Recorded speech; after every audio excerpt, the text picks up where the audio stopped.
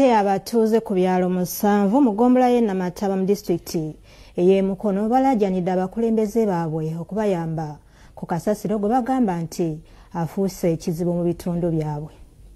Eggombolola eno erimu ebyalo biri mu kimu nga ku byalo ebisatira kuliko Kibaati, Walusubi, Namataba, Wantayi n'ebirala nga buli w'okuba eriiso kasasiro yakwaniriza ng'onatandikira ddala ku luguudo lwa Koolaasi n'okudda munda.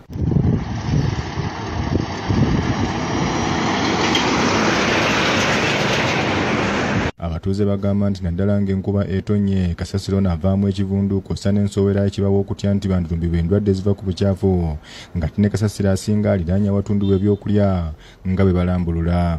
Okusana kale kwakatowulira nnyo kimunya naye kati enkuba weetonnya n'ensowera ne zongera ne zituumuuka ne zikola zitya kale nawe ne wobeera n'okufuna apatite egamba nti ganje ekintu ky'oli atuzira wansi. Kikosa bakasitoma obutajja n'omuntu omulala tosobola kukyamaana n'omulaba kasasiro waalya.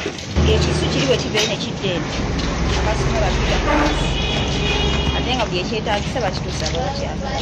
Amazzi gakulukota waba wabi nnyo era kali ensakasa gwaka bikyumuuka. Bano kati balaajanidde abakulembeze baabwe okuli Mmeeya w'Eggombolola eno Douglas Namujaali n'abalala okulaba nga bayoola kasasiro ono. Nga bwenina erikanso kutuyamba kasasiro olwo babeere nga buli wiiki batufuniranga olunaku babe nga bamujyangawo. Mmeeya waffe yatuyambye najja ne bajjawo kasasiro oyo n'avaawo ne tukuya mu mbeera eno. Douglas Namujaali nga ye Mmeeya w'Eggombolola eno alambuludde bw'ati ku nsonga eno. Ssaawa zino tuddireyinze olw'okuba tetulina mashini zisomba ki gabbage ate ffe ssente ze tukolekitinga mu musolo abantu tuzifuna mu mwaka mulundi gumu. Nze Mavini Museeyeye ku Lwabukedde TV.